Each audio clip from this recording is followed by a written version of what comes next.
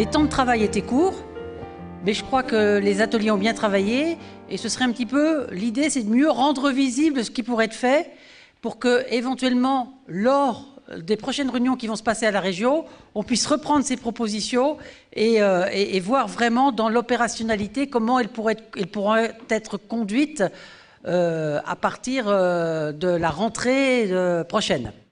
Alors on va accueillir le premier groupe. Donc Stéphane, vous aviez 3 groupes. Vous aviez un groupe avec 3 thèmes. 2 thèmes.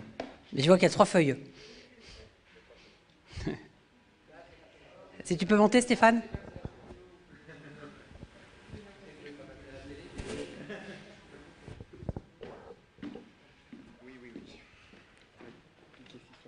Alors.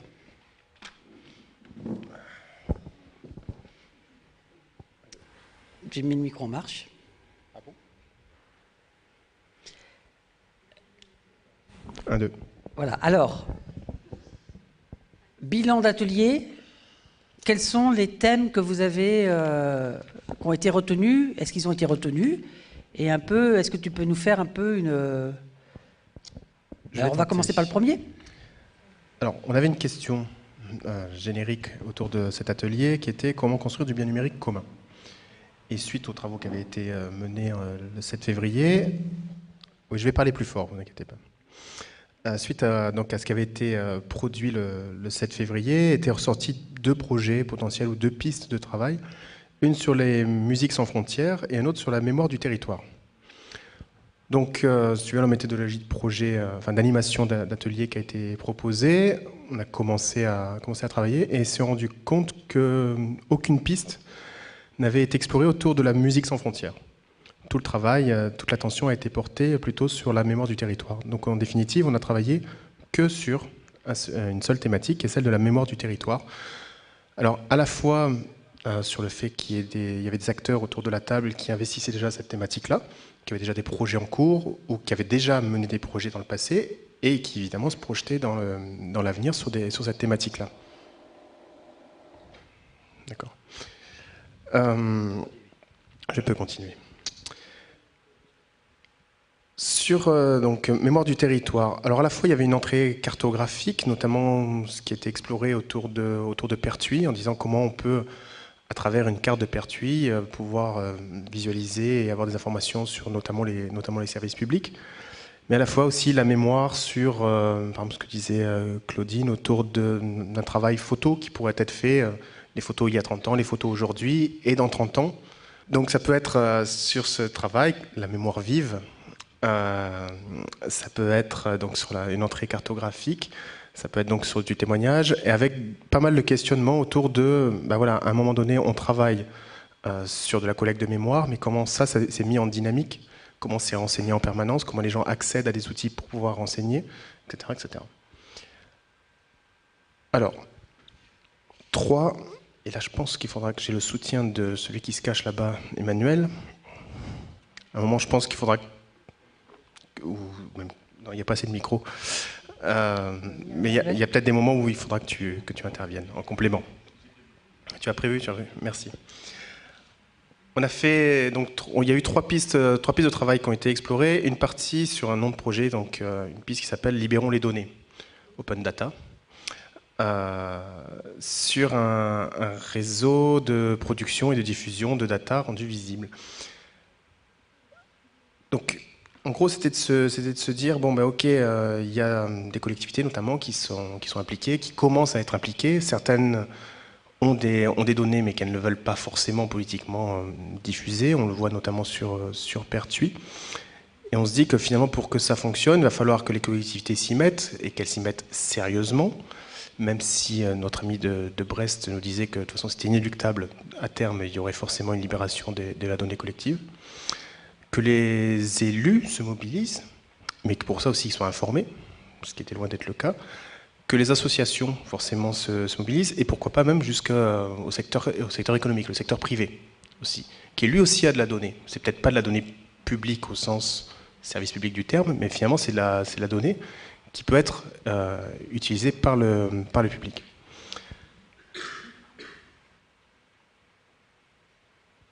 3 facteurs de... compliqué.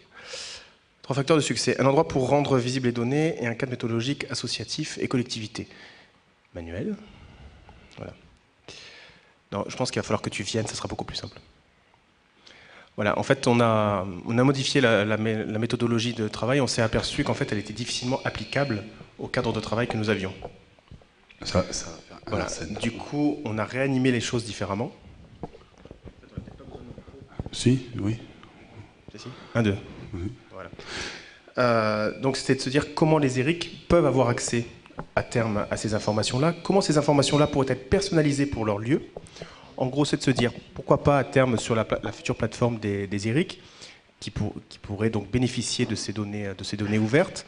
Comment un lieu, comme on citait le cas d'Arborescence, je ne sais pas si elle est toujours là, voilà. On citait Arborescence qui s'identifie sur le site, le nouveau site des ERIC, et qui automatiquement, on identifie que c'est Arborescence, qui est situé dans le 15e arrondissement de Marseille, et qui automatiquement récupère des informations utiles pour ses usagers, par exemple. Et comment ces usagers peuvent eux-mêmes renseigner de l'information locale en dynamique. Tu veux que je fasse les 3 sur l'open data, pourquoi on n'a pas suivi les 2 thématiques, Antoine, parce que d'un coup on s'aperçoit que quand on écrit les petits post-it, revient en permanence les 3 notions de dans le fond, comment on est en relation avec l'institution et qu'est-ce qu'on arrive à construire entre nous, l'institution et les populations. Donc le premier projet, l'idée c'est libérons les données autour de l'open data, comment on a des réseaux de production et de diffusion de données qui viennent travailler, Stéphane le disait, à la fois par rapport à la mémoire d'un territoire, mais par rapport aussi aux données actuelles d'un territoire. Par rapport à ce qu'évoquait Tan ce matin, quand on fait une cartopartie en Estonie sur les déchets, on est bien sûr aujourd'hui qu'est-ce qui se passe sur le territoire, comment on se met en action sur le territoire. Donc c'est l'idée à un moment donné de pouvoir avoir à partir des ERIC, donc dans une relation partenariale entre les associations, les ERIC, les collectivités territoriales, les élus, voire les entreprises, un endroit où on va essayer de rendre visible à la fois les informations qu'on produit, mais les informations qui sont produites par les collectivités territoriales. Et comment ça se met en jeu, ça s'organise, ça s'articule dans un cadre méthodologique entre les associations et les collectivités territoriales. Comment, au-delà de la réflexion qu'il y a eu jusqu'à présent sur la plateforme, par exemple, des ERIC, on met en place un projet d'open data, de libération des données publiques, qu'elles soient celles de l'institution ou des nôtres, pour engager une mise en œuvre de services autour de ces données-là. Un peu au même titre que ce qui s'est passé dans les collectivités territoriales, quand elles sont allées vers l'informatisation et la numérisation, à partir des systèmes d'information géographique. La première problématique, c'était le cadastre, la mémoire du territoire, pour en aller jusqu'à des politiques de développement autour des nouvelles technologies. Comme aujourd'hui, 15 ans après le développement des lieux d'accès public à Internet, on a un travail aujourd'hui de contenu, de sens, qui renvoie à la mémoire d'un territoire et pas stricto sensu la mémoire des populations, mais comment ça s'articule. Voilà, c'est un peu l'enjeu d'un projet comme ça. Une deuxième thématique qui a été explorée autour de ce qu'on appelle les SEL, que vous devez tous connaître, la mémoire de territoire vers un Fab Lab social. Cette notion de Fab Lab qu'Emmanuel réexpliquera en quelques mots. Donc c'est notamment Asodev, je cherchais le nom, excusez-moi. Asodev qui parlait effectivement d'outils qui sont en train de se généraliser, et même Celidaire, qui est un site qui permet à des SEL de se structurer et de mettre en relation, excusez-moi du terme, l'offre et la demande. C'est pas vraiment comme ça que ça marche, mais c'est un terme qu'on peut réutiliser. En se disant comment, en gros, on réinvestit le territoire par les compétences des personnes et comment les personnes peuvent proposer ou leurs services, par intermédiaire de leurs compétences, ou éventuellement des biens.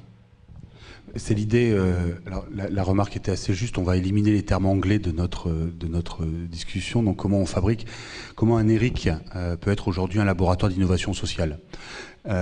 Entre système d'échange local, mémoire d'un territoire, tous les projets qu'on a autour de la mémoire des territoires, quand on produit de l'information, quand on emmagasine et qu'on met sur nos blogs et nos sites web la mémoire des habitants d'un territoire, comment, de la même manière que tout à l'heure autour des données publiques, on a un lien entre nous, les associations, les populations, les habitants, les individus, à la fois pour mettre en œuvre du réseau de solidarité sociale, mais aussi des réseaux de production de contenu sur un territoire donné.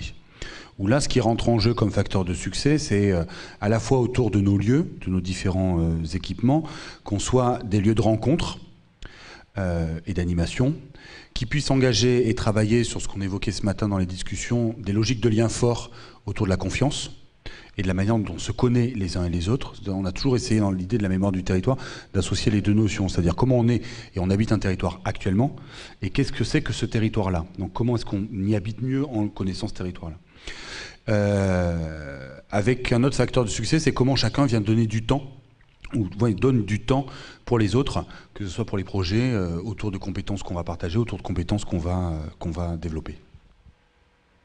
Donc l'idée de dire, voilà, ce qui était intéressant dans la notion de Fab Lab et de laboratoire d'innovation sociale, de croiser ces deux notions-là, c'est de se dire que l'innovation technologique nous permet de nous générer une innovation sociale qui elle-même va permettre de générer à nouveau une innovation technologique.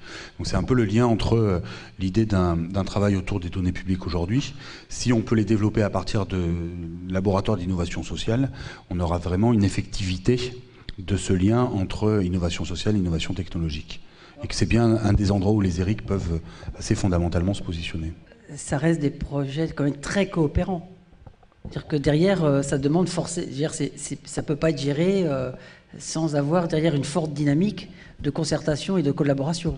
Soit on est dans une société horizontale, et on tend vers une société horizontale, soit on reste dans une société verticale.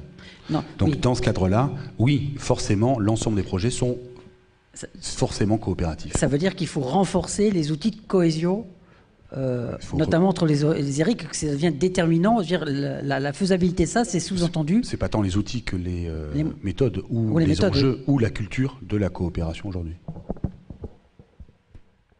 Mais qu'elle soit là, dans le premier cas, c'était entre les associations, les collectivités, les élus. Dans le deuxième cas, c'est entre les associations, les populations, les habitants et les individus. Est-ce que pour vous avez, dans les ateliers, nous, on a quand même eu beaucoup de mal. On avait, quand on a fait un peu les consultations comme ça, la conceptualisation du participatif et de son action, on est arrivé sur une vingtaine de catégories de post-it. On n'a pas réussi à la pratique de la démocratie, par exemple. C'est des concepts encore qu'on n'a pas senti rassemblés. On a senti encore que c'était assez large. Est-ce que vous avez, vous, eu ce même constat dans l'atelier en disant, entre l'opérationnalité et puis finalement comment on vit les choses localement, est-ce que vous ne trouvez pas que l'écart, vous ne ressentez pas que l'écart, quand même, aujourd'hui, il est important, quoi. Il ne reste pas forcément homogène d'une pratique à l'autre. Vous l'avez senti dans votre atelier, ça ? Voilà. Bah alors, il était vachement bien animé, l'atelier, et puis les participants de l'atelier étaient super bons, donc non. Non, mais en fait, pourquoi on est tombé sur ces trois catégories ? Parce que d'un coup, quand on a fait les tendances, ces trois catégories, elles se sont retrouvées d'elles-mêmes, naturellement. Donc il n'y avait pas de... C'était... d'un coup, ça s'est retrouvé... c'était assez cohérent entre nous. Ce qu'on se disait aussi, c'est qu'avoir une représentation peut-être un peu naïve de se dire le 7 février, on a tous bossé, on a produit des axes de travail, et là on se revoit quelques mois plus tard et on continue à investiguer et on va plus dans le détail. Finalement, on n'est plus revenu dans le détail, on est venu sur des choses peut-être plus fondamentales que du détail. Et là, on n'en est pas à avoir le numéro de téléphone du contact pour mettre en place le projet. On n'en est pas là, alors qu'on aurait pu, tel que c'était présenté au départ, des ateliers, on aurait pu imaginer aller vers ça. Là, on a reposé des choses peut-être vraiment plus fondamentales et peut-être plus intéressantes, et chacun de nos lieux, ou plusieurs lieux, peuvent se réunir, réexploiter, je pense, ces pistes-là, autour du CEL, autour de la libération de données, autour de la mise en mouvement, là, qui est le dernier thème qu'on va présenter. Voilà. Mais finalement, le travail était assez consensuel sur ces trois aspects-là, quoi. Et le dernier projet ? Alors, il faut que j'introduise le dernier projet. Donc le dernier projet, il s'appelle Se mettre en mouvement. Donc c'était aussi, donc une des consignes, c'était de se dire, on n'est pas là pour dire qu'on n'a pas de moyens. Néanmoins, d'un coup, on s'est retrouvé autour de plusieurs propositions et réflexions, en disant comment aujourd'hui, de manière assez assez cohérente, dans une logique de cohérence. S'il y a un lien entre nous et l'institution et les collectivités, s'il y a un lien entre nous et les populations, comment, troisième élément, on se met en lien, nous, les uns avec les autres. Donc l'idée de se mettre en mouvement, c'est de se dire qu'une des tendances dans les 4-5 ans qui viennent, au regard, et c'est Claudine qui l'évoquait, c'est au regard des révolutions en cours, qui sont des révolutions éminemment populaires. Vraisemblablement, il y a un lien beaucoup plus fort entre les associations et les populations autour de projets communs qui vont nous permettre de décloisonner, de casser les cases institutionnelles dans lesquelles on agit aujourd'hui. C'est-à-dire repenser, pas repenser, c'est-à-dire casser des cases pour penser à nouveau et faire évoluer le dispositif et les milieux associatifs, qu'à un moment donné, des gens qui sont dans le cadre du PRF, du plan régional de formation, des gens qui sont dans les cadres de politique culturelle ou sur le parc naturel du Verdon, puissent évidemment travailler ensemble, ce que vous évoquiez, Tan, ce matin, en disant comment une CCI travaille avec une MJC qui travaille avec un artiste, qui travaille avec une école. Aujourd'hui, il y a des cases qui font que il y a des barrières idéologiques et culturelles qui ne nous amènent pas à travailler ensemble. Donc comment est-ce que les acteurs, ensemble, en soi, peuvent se travailler et se mettre véritablement, non plus qu'en réseau, mais travailler autour de projets communs politiques. Et c'est l'enjeu c'est l'enjeu politique dans lequel les facteurs de succès sont effectivement d'avoir un projet en commun. Et ce qu'on se disait dans l'atelier, c'est que le premier projet sur la libération, comment est-ce qu'on peut libérer les données publiques et en produire et travailler avec celle de l'institution pour être un projet qui nous amène à travailler véritablement ensemble. Jouer et travailler aussi sur le lien entre les générations. Jouer, excusez-moi, aussi là sur des liens forts et sur la confiance entre les professionnels. Travailler sur des outils et d'autres types d'outils pour se mettre en commun, communiquer, gérer ensemble ces projets-là. Et enfin, c'est entre guillemets, mais un des éléments que j'avançais aussi, c'est comment est-ce qu'on peut aussi rejouer sur le lien au législatif, sur le pouvoir législatif, c'est-à-dire comment est-ce qu'on peut imaginer par exemple qu'on puisse travailler sur la mise en place d'une loi sur ce que c'est que le bien numérique commun. Pourquoi on a des lois qui nous empêchent de semer, par exemple, des tomates Roma dans notre jardin? Pourquoi on n'a pas des lois qui nous permettent de planter des tomates Roma dans notre jardin? Comment est-ce qu'on agit aussi, nous, corps social et tiers acteurs, à travailler dans ce champ-là? Je suis trop long? Oui, alors, t'étais un peu trop long, mais on t'a laissé parler, tu remarqueras. Alors, est-ce que donc des questions par rapport à ce qu'on fait? Alors, on a l'impression que c'est 3 projets cohérents, quoi. Il y a quelque chose. Je lui redonne la parole, c'est dangereux. Ils m'ont coupé. Il y a une très grande cohérence dans cet atelier-là, très très grande cohérence. Est-ce que ça suscite des questions, des observations? Ça sourit, ça réfléchit. Vous voulez des post-it?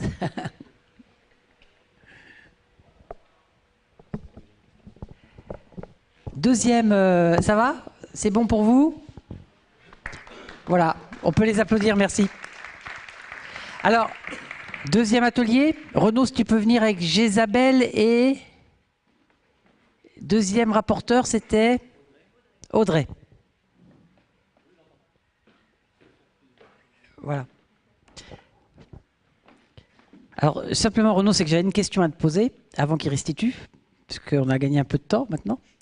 Justement, en revenant, on se faisait la réflexion de dire la définition pour l'atelier autour de la régénération du participatif n'était pas si simple que ça. Qu'est-ce que tu en as pensé? Oui, enfin, ça transpirait dans les post-it, comme tu l'as dit, parce que c'était... Oui, mais je vais te laisser la place, Angelo, parce que moi, j'ai rien à restituer, parce que j'ai picoré de groupe en groupe. Oui, Angelo, reviens. Oui. Mais juste pour dire, c'était quoi Oui, non, du coup, j'ai un peu frustré d'ailleurs Angelo, qui, à juste titre, à dire, c'est un peu la limite, je crois, de l'exercice des post-it. Dans un atelier où on est 20, ça permet un petit peu à chacun d'exprimer les idées, et puis pour capitaliser c'est un peu difficile. Donc Angelo c'est vrai disait c'est dommage qu'on n'ait pas eu vraiment le temps de chacun donner un peu notre vision de qu'est-ce qu'on entend par démocratie, qu'est-ce qu'on entend par participation citoyenne. Donc j'ai eu un peu le rôle de l'animateur méchant en empêchant ça pour des questions de temps, mais c'est sans doute des choses à creuser. Mais bon, en tout cas, c'est clair que ça transpire, qu'on a tous, on est au début de plein de choses. Hein. Enfin, moi, je le vois comme ça. Alors, Angelo, merci Renaud. Alors, Angelo, justement, pour ton atelier, Oui. Alors, il y a 3 thèmes qui avaient été choisis. Donc, un thème sur la télé locale. Alors, ton... Oui, toi, c'était On peut dire qu'il y a eu un grand moment de démocratie, parce qu'effectivement, j'étais à la télévision dans un premier temps, et un collègue m'a dit non, viens ici, on a besoin de toi, on n'a pas beaucoup de monde. Et ensuite, je voulais pas être rapporteur, et encore là, la démocratie a joué à plein pot, et je suis devenu le rapporteur. Donc super, alors, la démocratie, ça commence... Le tic-tac citoyen. Alors, notre projet, c'était comment les ERIC ou des lieux peuvent devenir, à moyen terme ou à long terme, des endroits où la citoyenneté se joue. Donc, on a appelé ça le tic-tac citoyen, le blog du citoyen, ou ERIC et citoyenneté. Donc l'idée, c'est que ces lieux deviennent des endroits où on collecte, où on échange, où on se réapproprie et la mise en commun de la conscience collective du citoyen.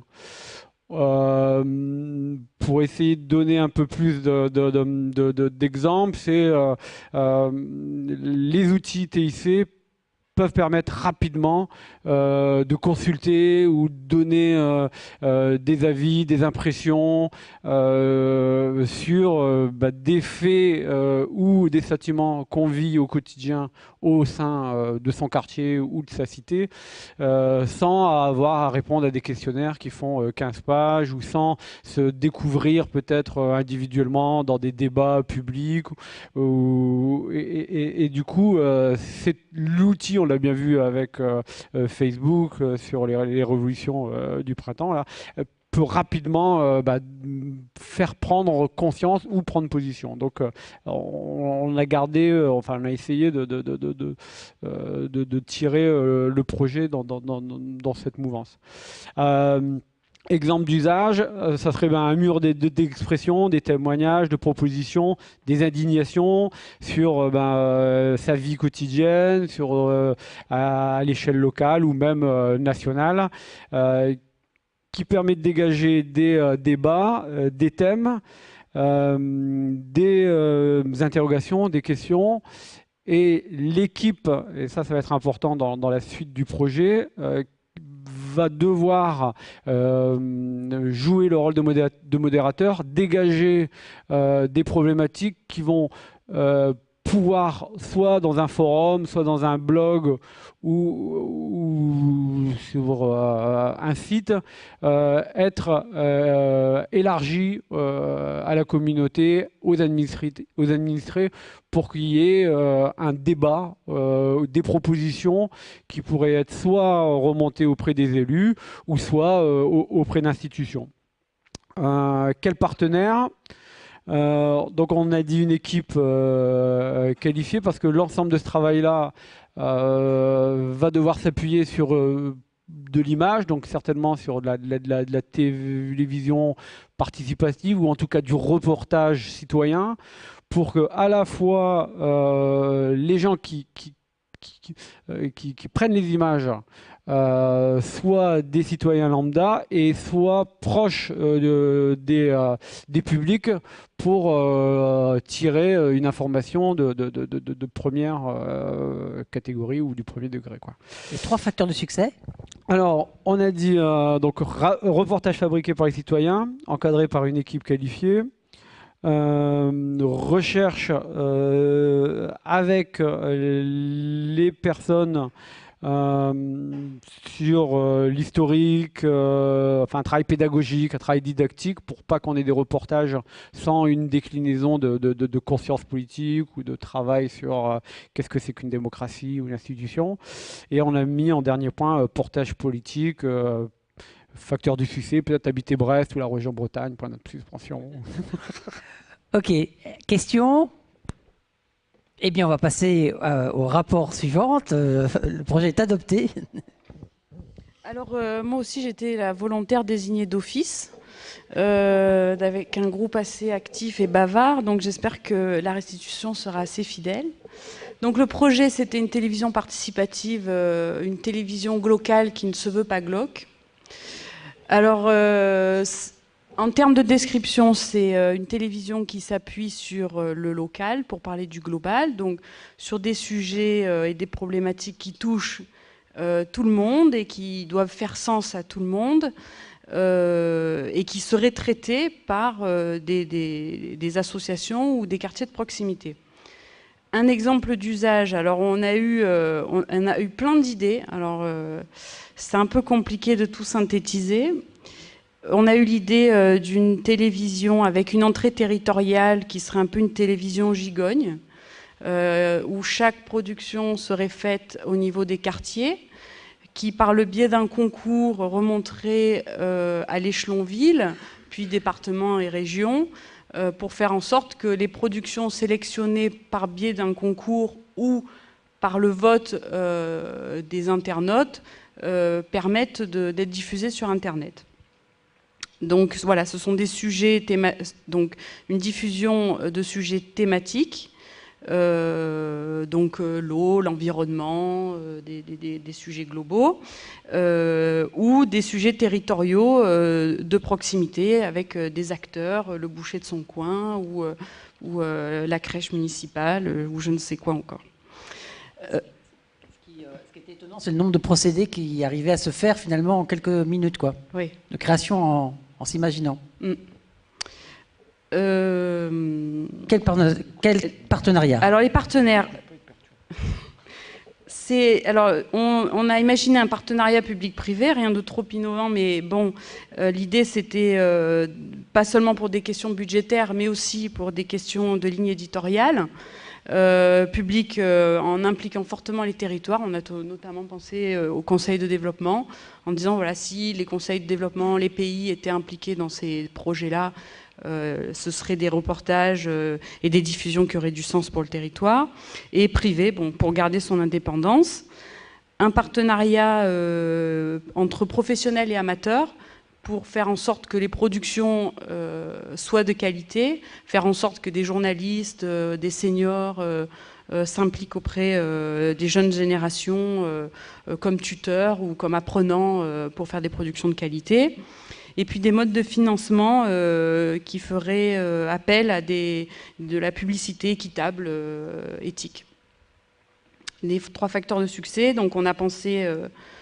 un facteur qui était très important, c'était l'éducation aux médias et à la consommation, et pour éviter de refaire la télévision qui existe, donc éviter ne pas refaire ce qui existe et avoir une vision d'une consommation autre. L'autre facteur, c'est définir une ligne éditoriale, donc ça c'est un peu difficile. Donc on s'est posé la question de qui on mettait dans le comité de sélection, comment faire voter les gens, de façon démocratique aussi, pour pas non plus imposer le vote. Et puis, l'enjeu de faire en sorte que les sujets soient transférables, c'est-à-dire que les sujets traités par la Bretagne doivent aussi nous concerner à Marseille et nous interpeller, et inversement. Donc, comment faire en sorte qu'il y ait un facteur commun qui fasse que ça concerne tout le monde. Et le dernier facteur de succès, pour nous, c'était la participation à 3 niveaux. Pendant le temps de préparation, pendant le temps de la production, de la réalisation, et sur le temps de diffusion, que lorsque les reportages sont diffusés, inciter toujours à la participation pour générer du débat. Alors soit c'est un numéro d'appel, soit c'est des contributions sur Internet ou des ateliers de rencontres qui continuent. Voilà la télévision qui ne se veut pas glauque. Et 3e atelier. Oui, alors... Des questions? Pas de questions. Donc notre groupe a travaillé sur le projet de café citoyen. Donc on l'a réintitulé le colporteur 2.0 parce qu'en fait notre café citoyen se veut itinérant au départ, en tout cas. Donc l'objectif de ce colporteur 2.0, c'est bien sûr la promotion de l'éducation citoyenne, le colportage de la méthode et la pollinisation des démarches de démocratie participative. En fait, notre colporteur, il va mettre en réseau les acteurs locaux autour de thématiques ciblées. Il va y avoir une fonction conviviale de débat, de réunion sur, par exemple, des projets locaux d'aménagement. Il va faire le lien avec les événements locaux déjà existants. Il va se greffer pour intervenir sur les événements déjà en place et pour apporter du débat citoyen. Et ainsi que de la diffusion de l'information par le biais également de visioconférences. Il va faire, c'est un lieu aussi de lien intergénérationnel et il a une forte fonction d'accueil et de mobilisation de nouveaux acteurs. Également un accompagnement méthodologique sur l'animation avec une boîte à outils méthodologique.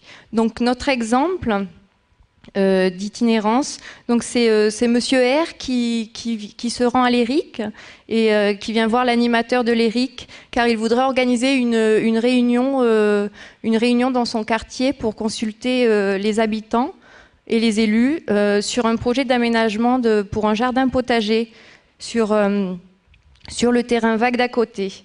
Donc l'animateur de l'ERIC le met en contact directement avec le colporteur de Zéro pour l'organisation de cette réunion. Et l'ERIC s'occupe donc de la diffusion de l'information auprès des habitants et des différents acteurs locaux, de la mise en réseau de ces acteurs et de l'accompagnement numérique et technique de l'événement. Donc, et le colporteur de Zéro arrive avec sa mallette et transfère également son savoir et ses compétences à l'animateur de l'ERIC. Donc là, c'était notre exemple. Alors les partenaires pour que le projet fonctionne. Donc au départ, bien sûr, il y a les habitants qui sont à la base de l'initiative. Ensuite, tous les échelons de collectivités locales qui doivent être impliqués. Donc en partant de la commune jusqu'à la région, en passant par l'intercommunalité, le conseil général et éventuellement le parc, s'il y en a un, ou le pays. Également tous les lieux qui accueillent du public sur le territoire et les associations locales et les radios. Les radios, les médias locaux sont très importants dans la diffusion de l'information pour notre colporteur. Alors les facteurs de succès, donc bien sûr l'implication de tous les partenaires. Et donc on a parlé d'itinérance, c'est la souplesse modulaire du lieu en fait. Qu'il soit itinérant ou qu'il ait un lieu physique, où ça peut être dans des jardins potagers, enfin, dans plein de lieux comme ça. Donc il faut que ce soit souple au niveau du lieu. Et il faut que ce lieu soit repéré de l'extérieur, qu'il soit visible, d'où l'importance de la communication via le net notamment. Ces différents lieux et expériences itinérantes qui existent doivent être connectés en réseau pour plus de valeur ajoutée. Il doit y avoir aussi donc oui, la capture du son et vidéo sur ces expériences est très importante pour pouvoir l'exploiter dans les médias, radio, télé locale. Si c'est un lieu fixe, l'amplitude horaire est importante également pour pouvoir accueillir différents publics sur une large plage horaire. Et puis également, il est important de réfléchir à un modèle économique à terme qui puisse tenir la route pour les financeurs. Et merci beaucoup à tous les rapporteurs. En tout cas, je crois que... on peut les remercier d'ailleurs. Oui, merci à vous. Je crois que, à entendre comme ça ce qui s'est passé depuis ce matin, on a quand même beaucoup entendu les mots coopération, réseau, mutualisation. Et c'est vrai que ça, c'est quelque chose qui engage vraiment à renouveler nos manières de travailler et que si vraiment on veut le mettre en œuvre, c'est quelque chose qu'il va falloir qu'on s'y attelle parce que aujourd'hui, on n'est pas si nombreux que ça. C'est pas pour dire qu'on n'a pas bien travaillé, mais ça veut dire aussi qu'on a quand même du travail à faire pour le rendre possible, quoi. Et que c'est pas simplement des mots et que travailler en coopération et en réseau, c'est aussi, je crois, toute une philosophie qu'il va falloir qu'on puisse acquérir de façon à ce que vraiment ça se traduise vers des actions. Je pense que c'est quelque chose qui dès la rentrée, dès le mois de septembre, pendant ce mois de juin, il va falloir travailler pour justement se dire aujourd'hui, c'est quoi ce réseau, comment on le construit, comment, au-delà de nos préoccupations de chaque quotidienne dans la vie, comment réellement on peut le construire. Je crois que continuellement est venue cette question les médias participatifs reviennent quand même assez régulièrement, quel que soit le thème abordé, la coopération. Donc ce sera vraiment des questions qu'il va falloir qu'on se pose ensemble. Merci à tous. Maintenant, on va accueillir Tan, qui a noté, qui a pris plein de notes pendant toutes ces interventions. Alors ce matin, Tan, on était parti sur l'idée de régénérer la démocratie, retravailler ensemble sur des outils coopératifs. Tu nous as un peu donné aussi des perspectives tout à l'heure. Voilà, on arrive à la fin de la journée. Tu as entendu, après quelques travaux de groupe, aujourd'hui, un peu tes sentiments. Qu'est-ce que tu en retiens? Qu'est-ce que tu soulignes dans cette journée? Qu'est-ce que tu as analysé? Et qu'est-ce qui, pour toi, sont des clés un petit peu pour avancer autour de cette demande de collectif, puis cette réalité aussi de dire qu'on a quand même aussi beaucoup de vie interne, qu'il faut gérer au quotidien, qui n'est pas forcément compatible des fois. Je vais essayer de faire court en quelques minutes, peut-être 5 minutes maximum. Tout d'abord, j'ai trouvé ça très très très chouette. Les personnes, les échanges, le côté extrêmement vivant et presque à fleur de peau de ce qui a été raconté par tout le monde. La convivialité également, et puis donc vraiment le fait que ce sont vraiment des personnes qui sont ici, qui communiquent leur expérience. Donc c'est pas, je dirais, un truc un peu bloquant, coincé, etc. Vraiment, vraiment très chouette. Bon, sincèrement, j'ai trouvé ça très bien. Maintenant, de manière plus concrète, j'ai trouvé dans ce qui a été dit là, dans les 2 derniers ateliers, là, donc j'ai fait une petite synthèse un peu rapide. Moi, il y a 5 points qui me semblent importants pour la suite. Le tout premier, c'est l'idée du laboratoire d'innovation sociale, qui a été relevé par plusieurs personnes. Et quelqu'un a dit notamment que ce n'était pas du détail sur les axes du 7, mais quelque chose de fondamental. Et je pense qu'effectivement, si vous partez dans cette direction, non seulement c'est, de mon point de vue, par rapport à ce que j'ai pu voir ailleurs, vraiment très très nouveau, mais en plus, avec tout ce qui est en train de se passer à Brest, vous avez parlé de Marseille, j'ai mentionné Sofia ce matin, il y a d'autres régions qui font des choses, je crois qu'il y a un mouvement qui est en train de se passer actuellement. Et si vous voulez plus d'éléments là-dessus, je peux vous envoyer plein de choses sur mon site, j'ai des informations, mais vraiment, le fait que le MEDAD ait fait un appel d'offres aujourd'hui même pour le 7 juillet sur la question, ça prouve quand même que la prise de conscience qu'il faut sortir du jetable, elle est là. Et que maintenant, on cherche des manières d'y aller de manière non pas top-down, mais beaucoup plus en faisant travailler les gens. Donc je pense qu'il y a ce premier point qui est fondamental. La seconde, vous l'avez tous dit, c'est casser les barrières. Donc c'est pas qu'on soit bloqué dans sa tête, mais quand même, c'est vrai que les gens du libre, des TIC souvent, ne parlent pas avec les gens du durable et réciproquement. Et vous avez été vous-même les premiers à dire que entre les générations, entre les professions, entre les territoires géographiques, il y a malgré tout, même intellectuellement, des barrières. Et je pense que c'est vrai que si vous pouvez continuer dans cet espace-là, il y a vraiment quelque chose à créer. Et je pense que les IREC font bien ce boulot. En tout cas, à part peut-être à Saint-Etienne, où j'ai travaillé avec des gens de Zoomacom que tu connais, quelques autres, il y a encore assez peu de gens réellement qui sont actifs au croisement du libre et du durable. Quand je dis libre, à nouveau, c'est pas Linux, c'est libre au sens les médias libres, les médias ascendants.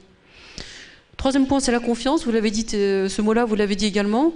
Et en fait, toutes les recherches qu'on fait actuellement sur le succès des réseaux sociaux, de Facebook et tout ça, ça démontre que la clé de tout ça, c'est la confiance.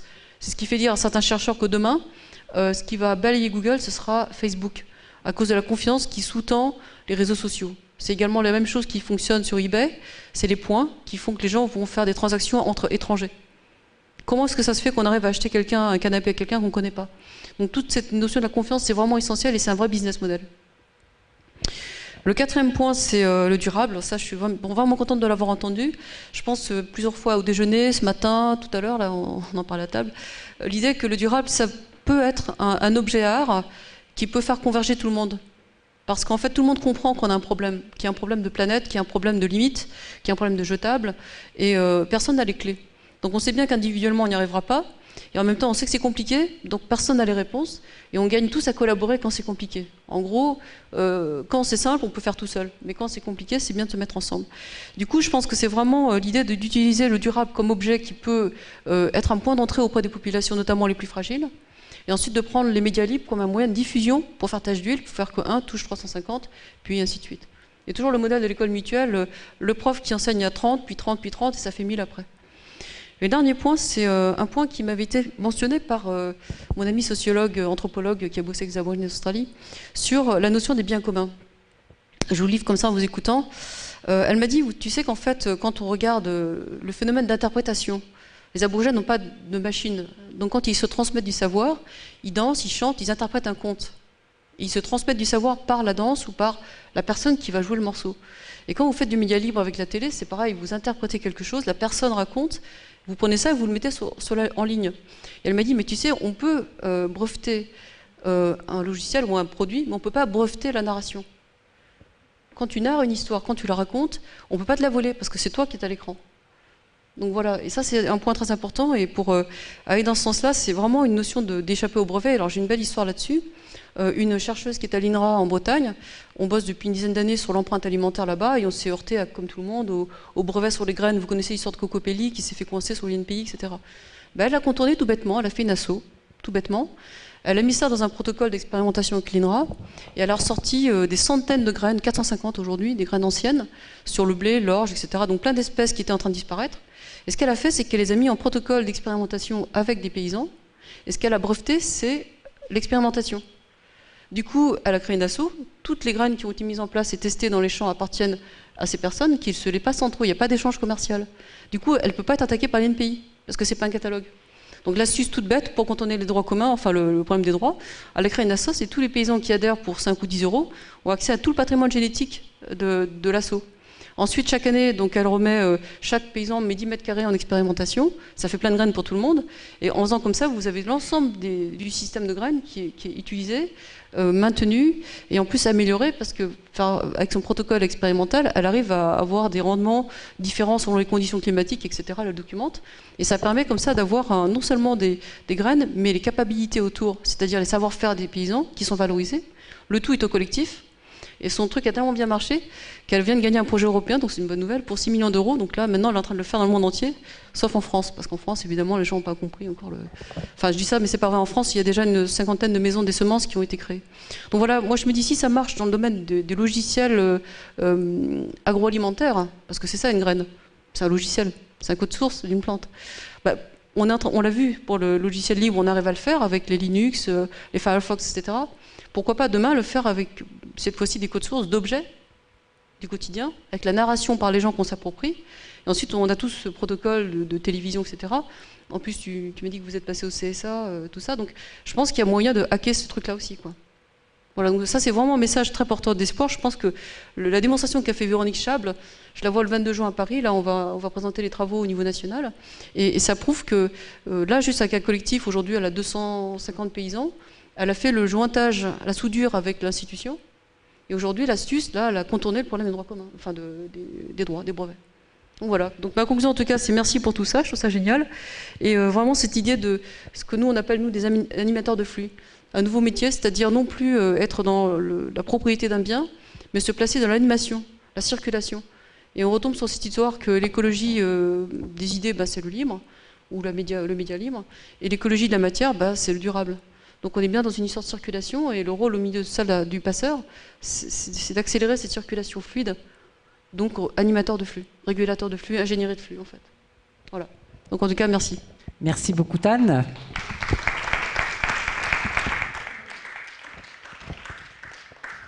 Est-ce qu'il y a des réactions, il y a des questions par rapport à ce que vient de dire Tan, des envies qui n'ont pas été exprimées? Ok.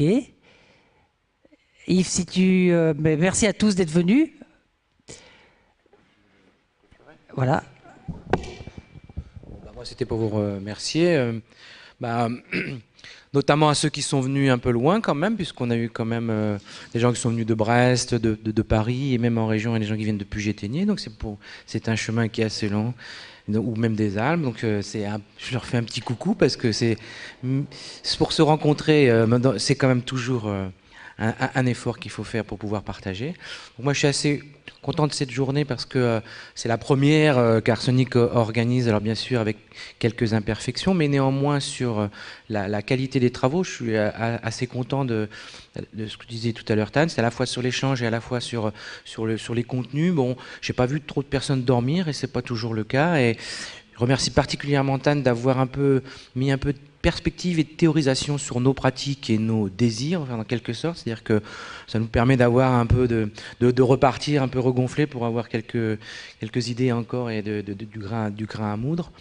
Je remercie les partenaires, la région, Natacha, toute l'équipe d'Eau de Zone qui a fait le plateau télé. Je remercie Angelo Murer, c'est ça? Voilà, je remercie Angelo. Et j'en profite pour particulièrement faire un petit coucou à Bertrand, parce que ce matin, Bertrand c'est celui qui a la caméra, puisque Christelle et Bertrand ne se sont pas parlé ce matin, mais en fait Bertrand est un stagiaire de mode qui fait son stage en entreprise à Eau de Zone et qui a été un des maillons du projet qu'a présenté Christelle. En quelque sorte, c'est la représentation vivante du projet qu'on vous a présenté avec Christelle ce matin. Donc voilà, c'est possible, ça existe. Et enfin, 2 autres journées en préparation par Arsenic en partenariat avec le Conseil régional. Une sur le numérique, les apports du numérique dans l'économie sociale et solidaire que nous allons organiser pendant le mois de l'économie sociale et solidaire. Donc je pense que c'est entre octobre ou je pense que c'est octobre. Et puis une autre qui s'intitulera Médias numériques et pratiques culturelles, qui sera proposée en fin d'année. Donc les lieux ne sont pas encore arrêtés, mais on ira, je pense, soit dans les Alpes-Maritimes pour qu'on puisse avoir d'autres personnes d'autres territoires, et puis peut-être à Marseille. Donc voilà, tout ça est en préparation, et puis on espère vous retrouver bientôt. J'espère que j'ai rien oublié. Simplement, pour Tan, il y a le livre qu'elle a écrit, là, qui est sorti en début d'année, c'est ça ? En septembre, des abeilles et des hommes. Il y a quelques exemplaires. Si vous êtes intéressé, vous vous rapprochez de Tan. Voilà. Et puis il y en a 2 qui sont partis, peut-être par erreur ou inadvertance. 2 exemplaires sont partis, et alors qu'en fait, il faut les acheter à Tan. Donc, si jamais la personne est encore dans la salle, il puisse s'acquitter de sa contribution. Je suis vraiment désolée de vous imposer ça, mais comme je suis obligée de les acheter parce que Bayard ne me les donne pas, moi je serais tentée de les donner à tout le monde, mais bon, déjà je suis bénévole, et si en plus il faut que je paye les bouquins, ça va me coûter quand même un petit peu cher. Donc si jamais il y en a qui les ont pris par erreur, je suis vraiment désolée, on aurait dû le mettre. Ils sont quand même payants à 15 €, quoi. Voilà. Merci à tous. Merci et à bientôt. Allez, à bientôt.